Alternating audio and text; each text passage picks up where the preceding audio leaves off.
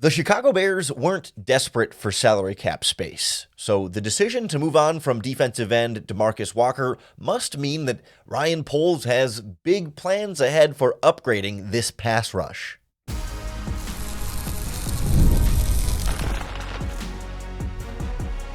You are Locked On Bears, your daily Chicago Bears podcast. Part of the Locked On Podcast Network, your team every day. This is Locked On Bears, and I'm your host, Lauren Cox. I'm here to bring you your daily, in-depth Chicago Bears news and analysis. You can follow me on Twitter at CoxSports1, and you can follow the podcast at Locked On Bears on TikTok, Instagram, Facebook, Twitter, and the Locked On Bears YouTube channel, where you can keep up with all of our video podcasts as well. Thanks for making Locked On Bears your first listen today, whether it's your first ever listen or your 1,000th listen. We appreciate you tuning in. We're part of the Locked On Podcast Network, your team every day. Today's episode is brought to you by FanDuel Sportsbook. Right now, new FanDuel customers can get $150 in bonus bets if you win your first $5 bet. Just visit FanDuel.com to get started. On the show today, I want to look at what's next after the salary cap casualty cuts of defensive end DeMarcus Walker and also tight end Gerald Everett. Both of those players will need to be replaced in some way, shape, or form. Not necessarily always a one-to-one, this player will replace that player, but sometimes a group of players can kind of shoulder the load here. But regardless, I want to look at the Bears' options for replacing them in free agency with a pretty good group of defensive ends available, a much thinner group of free agent tight ends available. And then keeping with the salary cap casualty theme, a few players from other teams have been cap casualties so far that I think the Chicago Bears should have some interest, that this Bears coaching staff has some previous connections to, and maybe a reunion in Chicago would be a good fit for both parties. But the big takeaway from the salary cap cuts on Friday of DeMarcus Walker and Gerald Everett is that the Bears will have a new starting defensive end opposite Montez Sweat next season. They could have gone through this offseason and kept all 11 defensive starters from last year, but they chose to release DeMarcus Walker and save about $5.5 million on the salary cap. It wasn't as though he was being paid an exorbitant amount. He certainly didn't have as much production as we would have hoped, but this final year of his contract was lower than the previous couple of years. It was front-loaded a little bit in that regard, so it wasn't super expensive to keep him around, even if you didn't want to make him your starter anymore, just as a backup who could rotate in off the bench and can also kick inside to defensive tackle in passing situations. There was value to having DeMarcus Walker around, but the Bears decided they would rather have that $5.5 million in extra salary cap space, so they have close to $80 million in cap space now. I think this, to me, screams Dennis Allen through and through, that if Dennis Allen wanted DeMarcus Walker still around, they would have kept him still around, and Dennis Allen, for whatever reason, decides maybe not the right fit, or for whatever reason, didn't want to roll with DeMarcus Walker in this rotation moving forward. But now you're left then with Montez Sweat and Austin Booker and Dominique Robinson are really your only defensive ends under contract right now. So obviously you need a new starter opposite Montez Sweat, and you could even use some more rotational depth there, whether you want to re-sign somebody like Darrell Taylor, who they traded for, or whoever. Like, this defensive end position is going to get some work this offseason. It may be a combination of free agent signings and NFL draft picks, but this really opens the door for not an overhaul, right? Because you still got Montez Sweat, but more significant investment that maybe when you were already paying Montez Sweat and paying DeMarcus Walker a moderate amount and you just drafted Austin Booker, maybe you don't want to go out there and spend a top contract at a free agent defensive end, or maybe even a first round pick, or whatever combination that might look like. Now that door is open a little bit more. So when you look at the free agent market, I think the guy that has the most excitement in terms of the production we saw, and also just like the age and the long-term potential future there, is Josh Sweat of the Philadelphia Eagles. It would be interesting to have two defensive ends both named Sweat on this Bears defensive line, but let's also be realistic about what Josh Sweat would or wouldn't be in Chicago. Yes, he made the Pro Bowl once in 2021. He has broken double-digit sacks once in 2022. But this past season, that feels like a little bit of a breakout year for him, because he did have a big Super Bowl, but in the regular season, he had 8 sacks. Like, this is not take over a game, dominate the opponent level pass rusher. This is a very good player, but I think from a production standpoint, it's even a little lower than like where someone like Montez Sweat was coming in. And both guys had one double-digit sack season together, that 2023 year, but Montez Sweat had hit 9 and 8 and 7 and had injuries in a couple of those spots there. Like, this is not, we can't expect Josh Sweat to come in and be a 20-sack guy. This is not Myles Garrett. This is not Micah Parsons. This is not even Danielle Hunter changing teams in free agency. So that's where, like, Sweat's going to cost a lot, but not top of the market stuff. Same kind of thing with Khalil Mack, right? He's not the same Khalil Mack he was when he was in Chicago. He still has been productive, but at now, age 34 is what he's going to turn. Actually, his birthday was just on Saturday. Wow, I just looked up his age. His birthday was just on Saturday. Happy birthday, Khalil Mack. But, 6 sacks last season in with the Chargers and 17 the year before that, but then 8 the year before that. Like, is he going to be that guy? No, but he's going to be still a very good player? Absolutely. There's very good players. There's not going to be that elite pass rusher here. DeMarcus Lawrence from the Cowboys, similar conversation. We've seen him be great before. He's still good, but Mack or Lawrence are both more like short-term free agent veteran options. If you want to say you want to draft a guy, but you don't want to have that rookie have to be the starter opposite Montez Sweat, maybe you wait till the second or the third round. You could sign someone like Khalil Mack or DeMarcus Lawrence on a 1 or 2 year type of deal. It's still going to cost you a pretty penny, but you're not locked into 5 years of a 34-year-old defensive end, right? But just a couple years, so then that rookie that you draft this year can rotate in during year 1 and then maybe next offseason take over as the long-term starter opposite Montez Sweat. It's tricky because, you have to make your free agent decision first, but you're not going to know who's going to be available in the NFL draft, so you can't necessarily sign free agents with the plan of drafting a guy later, but if there's just not a guy you like in the second or third round, like it's a tricky thing. So then do you give a longer term deal to somebody like, Chase Young of the New Orleans Saints, who worked with Dennis Allen this past season and was teammates with Montez Sweat? There's long been some, we'll say, off-field concerns with Chase Young that aren't about exactly, technique and what he puts on tape, but more so what happens away from the field. And there's varying amounts of reporting versus rumors versus speculation there that I don't want to spend too much time in. But, there's can we call them red flags? There's lingering red flags around Chase Young. There's a reason why he only got a 1-year deal in New Orleans, and that there's not this huge market for him in the same way. Like, he's still going to get a decent chunk of change, but, like, let's not pretend Chase Young has been some dominant pass rusher at all times. Either 5.5 sacks this year in the rotation in New Orleans was fine. He's a good player. He's a fine player, not a game-changing player. Or do you go, one of the other guys like Baron Browning from the Cardinals who's kind of been injured, but he's been super productive in the past. Or, you've got guys with some upside like Chauncey Golston from Dallas who worked with Al Harris over there, or Deo Odangbo from the Indianapolis Colts. Like, these are not top-flight pass rushers, but you pair a Chase Young, you pair Chauncey Golston, whoever, and then you also draft a rookie, and maybe that rookie's a third-round pick or whatever, and you can kind of have a rotation there where you still have the veteran free agent still going to be your starter, but you don't have to have this free agent come in and have to be a 10-sack guy. Like, if you can get 7 sacks from Chase Young and 5 sacks from a rookie off the bench and another 3 sacks from Austin Booker rotating in there, like, that's 15 sacks between those 3 players, opposite of Montez Sweat. If you get another 10 from Montez Sweat, right, you can start to build a pass rush here. So it doesn't have to be Josh Sweat comes in and solves all your pass rush problems, right? It can be a combination of steps along the way that help get you there.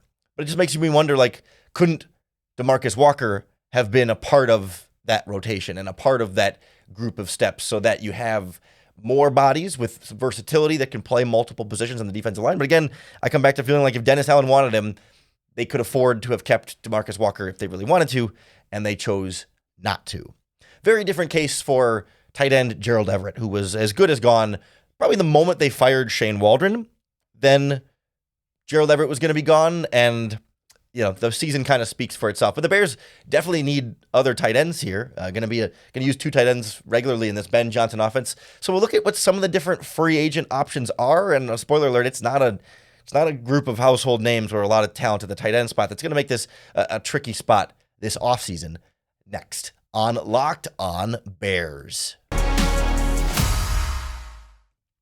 This episode of Locked On Bears is brought to you by FanDuel Sportsbook. When the game tips off, the NBA action is just getting rolling, and there's no better place to get in on it than with FanDuel, America's #1 sportsbook. With FanDuel, you can place live bets throughout the game. So even if you miss that opening tip-off or you want to bet on a fourth quarter comeback, you can stay in the action. And if you're looking for a bigger payout, you can even combine those live bets into a same game parlay. It keeps every moment of the game exciting, whether it's the NBA or NHL, boxing, tennis, soccer. When baseball season's right around the corner, you can bet that on FanDuel as well, all in an app that's easy to use. And when you win, you get paid instantly. Right now, new FanDuel customers can get $150 in bonus bets if your first $5 bet wins. Just visit FanDuel.com to join today. That's FanDuel.com for your shot at $150 in bonus bets.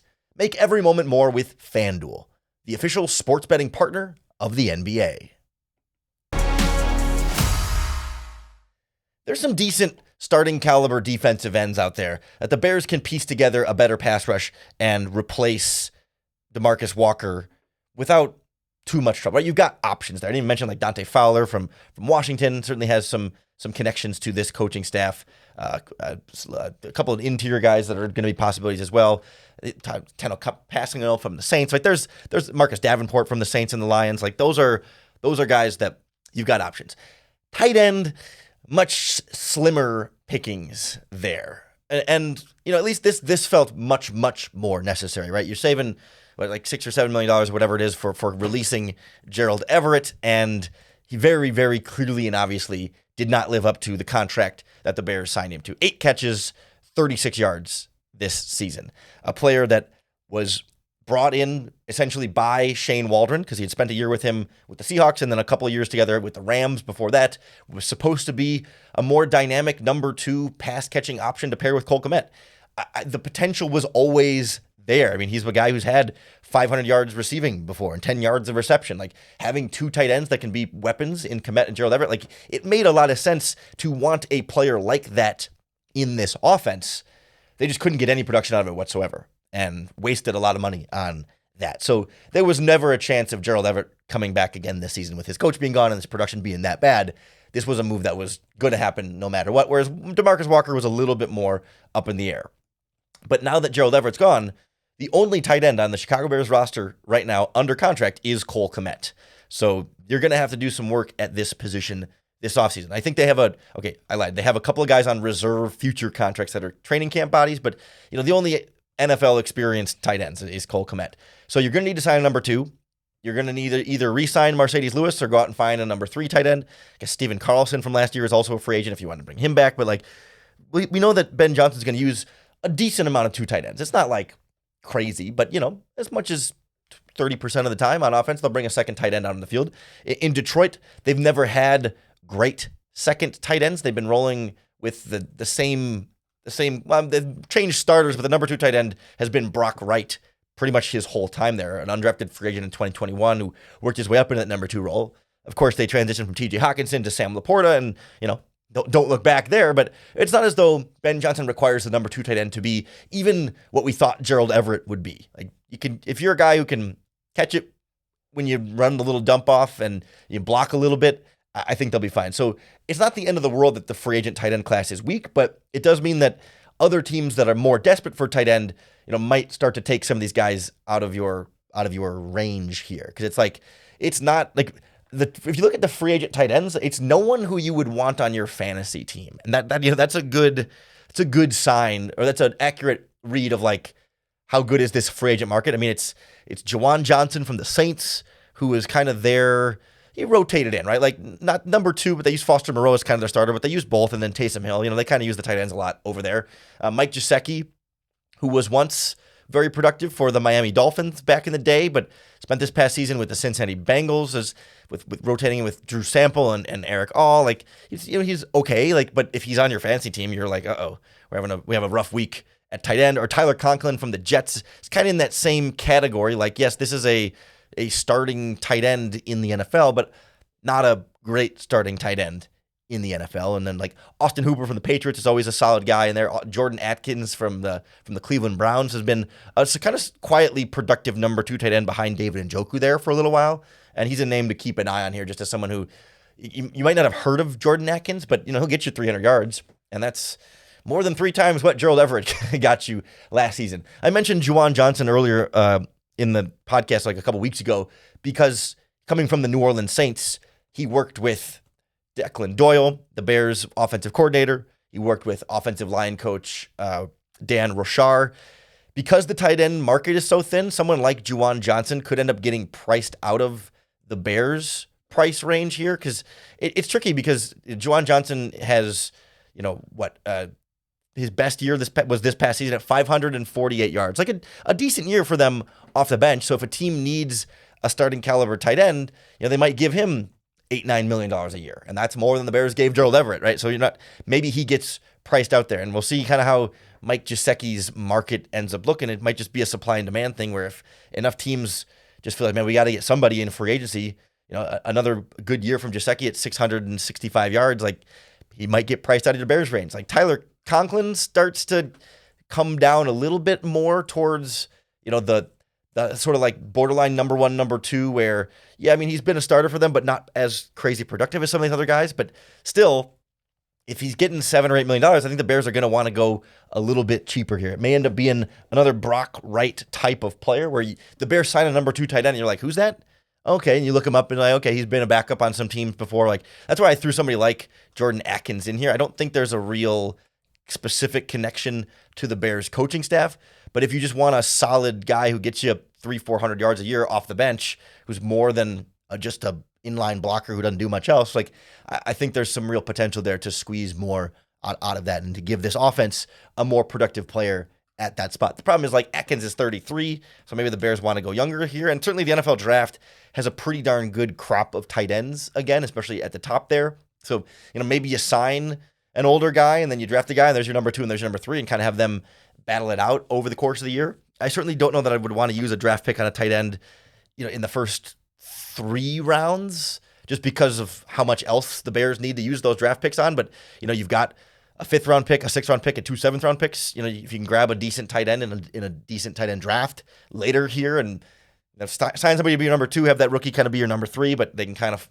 rotate through that spot. That to me feels like a better tight end solution that's going to cost you less than Gerald Everett did, and it's almost guaranteed to give you more production than Gerald Everett did. Like that's the one thing about the tight end position is like Ryan Poles can't do worse this time around. Like from Robert Tonyan to Gerald Everett, there is no worse option. Like you absolutely cannot have any worse trouble than what the Bears were dealing with there. Like it's not possible. Like I guess if you sign him and they immediately get hurt, would that be worse? I guess, I don't know, but it's all uphill from here. So hopefully we can see the Bears get a more productive number 2 tight end to just add a little different of a dimension to this Bears offense that's been missing from that second tight end spot.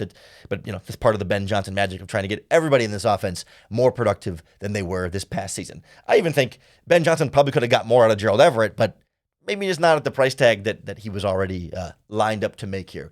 There is one other tight end I want to mention that is not an upcoming free agent, but was released as a salary cap casualty that could be a good fit here. So I want to talk about him and some other players that have been cut by other teams, just like Walker and Everett, that are now available to sign that the Bears may want to dip into and say, hey, our coaching staff knows these guys. These free agents won't count towards our compensatory pick formula. Maybe you can dig in the salary cap casualty market and find one team's trash is the Chicago Bears treasure. Next on Locked On Bears.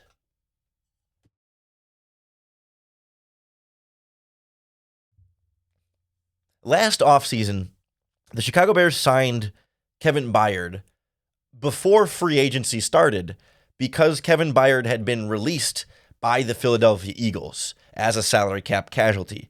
They were able to get a player secured before the free agent market opened up so that they didn't have to go and try and compete to sign any of the other safeties. They didn't have to bid for Xavier McKinney or any of those other guys that were actually entering free agency. They just signed Kevin Byard ahead of time and said, all right, good to go. Got that position locked down.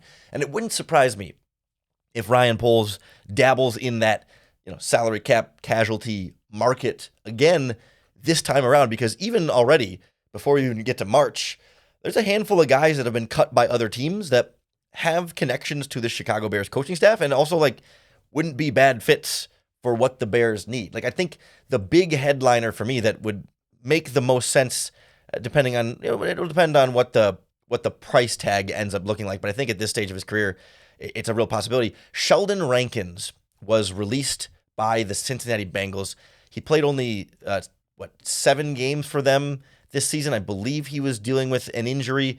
It was just kind of a tough situation there. They kind of thought he would be a bigger piece of that defensive line, but he dealt with a hamstring injury and then was kind of in and out of the lineup, and then he had a viral illness and missed the final 7 games of the season. It was kind of a weird thing there, but he was one of their bigger free agent signings of last offseason. He was coming off of a 6-sack season with the Houston Texans the year before that. But now Sheldon Rankins is about to turn 31 in April, and, on the wrong side of 30, coming off of an injury-riddled season where he didn't have a lot of production. I think that he's obviously going to be looking for a starting opportunity somewhere, but if that's not there, Chicago would make a lot of sense where you can rotate in with Andrew Billings and Javon Dexter and Zach Pickens and give them experienced veteran depth there and maybe bearing the lead here. He was drafted in the first round by the New Orleans Saints with Dennis Allen as their defensive coordinator. Like, he spent 5 seasons with Dennis Allen on the New Orleans Saints, had 8 sacks in 2018 with them. Like, he's been a productive interior pass rusher with a bunch of familiarity with your new defensive coordinator, and he's had a tough on his luck year, and the Bears have a need at defensive tackle. Like, it just makes a lot of sense. Again, the tricky part becomes what exactly he ends up getting paid, given where he is from an age standpoint, from a health standpoint, from a production standpoint. Like, he's a better player than he played like this past season, but what kind of market is there going to be for that at this stage of the process? That's really hard to predict here, and maybe that has to wait until after free agency opens for him to see what his other options might be there. A couple other names to keep an eye on. I think Rankins is kind of the big, obvious one, but if the Bears want to add some more competition and veteran depth at cornerback, the Miami Dolphins released Kendall Fuller, the former Virginia Tech corner, started his career with Washington and then went to the Chiefs for a couple seasons, then went back to Washington and spent this last year with the Dolphins. He's a really good slot player, but he's played on the outside as well. The Bears could move Kyler Gordon back outside or leave Kyler Gordon in the slot and have Fuller compete with Tyreek Stevenson. Fuller spent 2023 in Washington with Eric Bieniemy. There's some connections here, the different members of this Bears coaching staff, and also in Kansas City with Eric Bieniemy. Obviously, Bieniemy's not coaching DBs, but he's been in the locker room with him. He knows how he handles meetings and how he handles practice and how he takes care of himself on and off the field. Like, there's some multiple connections that run there with someone like Kendall Fuller. He may be more than the Bears want to spend on cornerback depth as well, but these salary cap casualties are cut because they were too expensive. So they always come a lot cheaper to their next team. So you never know, just how far down that might come, but he might be, just because it's not a position of need for the Bears, that might not be exactly what they're looking for from a price tag standpoint. On offense, a couple names that are a little bit lesser known, but they're available and fit where the Bears have needs. We talked about the tight ends being an option for number 2 tight end for the Bears. Durham Smythe was released by the Miami Dolphins. He was a 4th-round pick of theirs back in 2018 and has kind of been, he's started a little bit, but never really been the guy. Of course, like, they had Mike Gesicki for a while, so he and him were kind of, a platoon there, but Smythe has never really been like a big-time playmaker, right? His best years are about 350 receiving yards, 35 catches, right around there. He's never had more than 2 touchdowns in a season. Like, he to me screams, affordable number 2 tight end. Really kind of diminished role in Miami this past season. And for the Bears, he was in Miami when Ben Johnson was in Miami. His first season when they drafted him was when Ben Johnson was a part of that Miami Dolphins coaching staff. And he was the wide receivers coach, but still working like with the weapons in the passing game, and Smythe is right there as a part of that. Like there's a real connection there that these two guys have worked together before, and Ben Johnson would know, what he's like and what kind of a fit someone like Smythe could be in this offense. That's a name to keep an eye on as like a number 2 tight end that's not going to cost nearly as much as a lot of those tight ends we talked about earlier, and has some amount of connection to this Chicago Bears coaching staff. And then we'll throw in one offensive lineman who's not going to be a starter, right? You don't want to sign him to be your starter, but someone with some versatility that could provide some depth is Nick Gates. Was released by the Philadelphia Eagles like right after the Super Bowl. It's a cold world out there, but he was the starting center for the Washington Commanders in 2023, when Eric Bieniemy was their offensive coordinator. This was Eric Bieniemy's center for half of that season in Washington. He's been one of those guys who's kind of been like on and off again starter, like spot starter type of guy. He's had some injury issues that have held him down. Obviously, he was a backup for the Philadelphia Eagles this season, not a starter in that group. But if you're somebody you wanted to bring in, like say the Bears decide they're not done with salary cap casualties, and say they cut Ryan Bates to save another $4 million, Nick Gates, that rhymes, Nick Gates, Ryan Bates. Nick Gates would be a veteran minimum type of signing with experience with one of your offensive coaches, so you kind of know what he's like. He can play guard, he can play center. He started at both in the NFL, and he would just be a cheaper veteran backup than what you've got now. Or if you just want more veteran depth, because right now, the only interior offensive lineman you have under contract right now is Ryan Bates from last season. They added Jordan McFadden off of waivers, but like you're going to need another backup guard. You're going to need 2 backup guards and maybe another center in there in addition to the starters. Like someone like Nick Gates could make a lot of sense along with Ryan Bates, just to say, hey, both of these guys can play multiple positions. Both these guys have some familiarity here. Like you can never have too many good backup players in addition to all the starters. The Bears have to go out and try and add on this offensive line. And it's nice to be able to get some of these signings done a little bit early with these salary cap casualties before free agency starts, so you can check something off your list. And perhaps most importantly there, signing a player like Sheldon Rankins or Kendall Fuller or Durham Smythe or Nick Gates, they don't count towards the NFL's compensatory pick formula.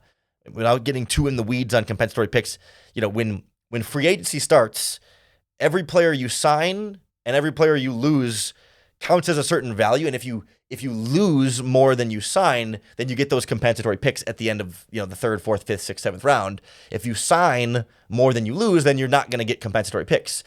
When you sign someone who is a cap casualty, that's not included in the compensatory pick formula. So it doesn't count towards your signings of players brought in versus players lost. So you could sign all 4 of the guys we mentioned, and none of them would count in the compensatory pick formula. So if you only sign 1 or 2 other big name free agents, maybe you have a possibility of getting some compensatory picks.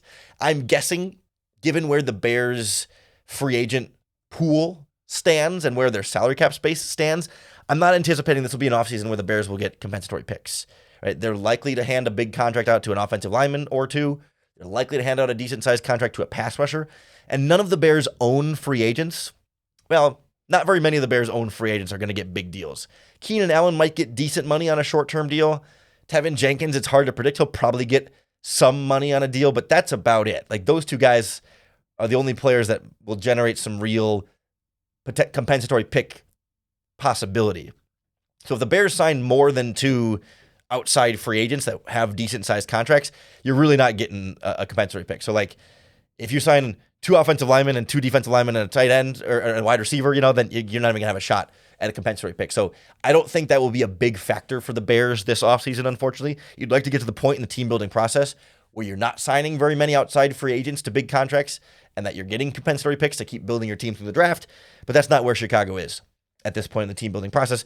Go get the players. Go make the team better. Don't worry about those picks. You'll get them in the future. You'll get them next year when Ian Cunningham becomes a general manager. Then you'll get 2 third-round picks for that at some point, and et cetera, et cetera. There's some real room for future draft pick capital coming to the Chicago Bears.